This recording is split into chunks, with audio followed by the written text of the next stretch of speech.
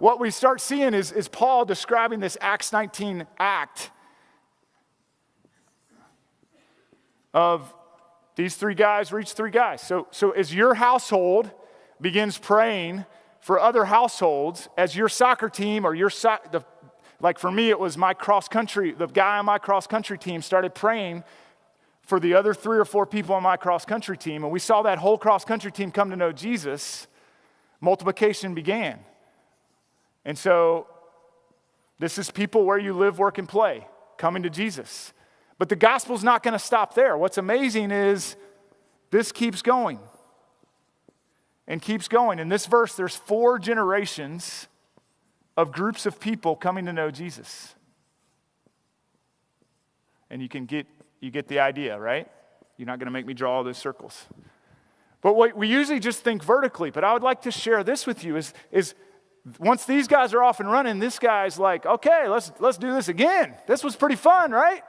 And then these guys down here, they're like, oh yeah, let's do this again. So this thing gets pretty crazy complicated pretty quick. And if you can control this, you're a better mind than me.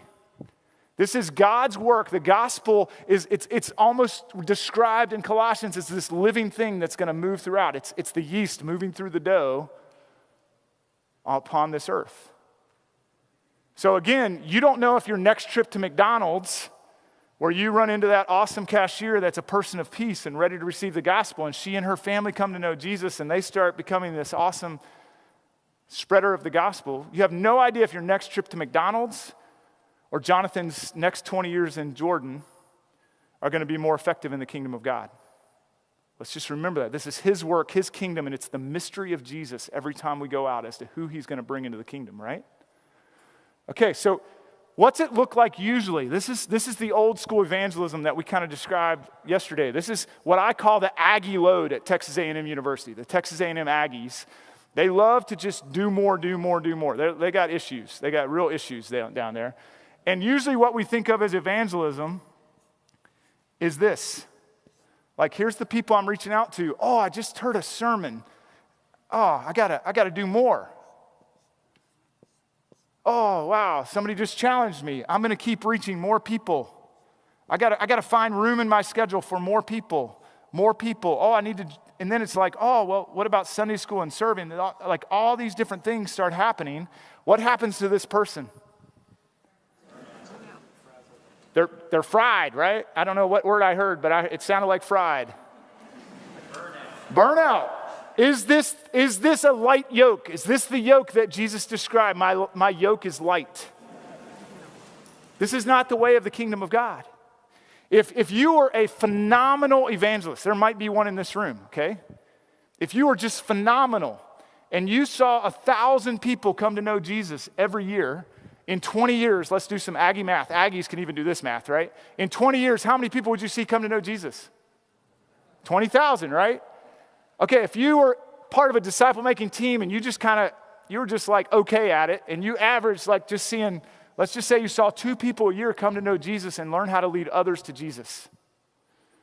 That sounds a little different than this right here, right? That doesn't mean we only share the gospel with 2 people. That means 2 people come into the kingdom and learn how to share the gospel. We can share the gospel with as many people as we want, right? Super spreaders, let's go. But which is going to be more effective in 20 years? This got so complicated. I was in Nathan Coffey's guest bedroom trying to do all the math to get to 20 years, and I was in the millions so far I lost track. And I'm just talking, if this multiplication were to work perfectly, which it won't, you would be in the hundreds of millions through multiplication versus about the time you're getting burned out and you're getting to your second 1,000 people.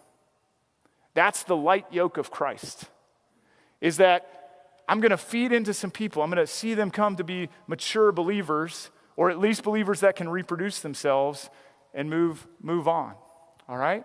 But remember, this is a team sport.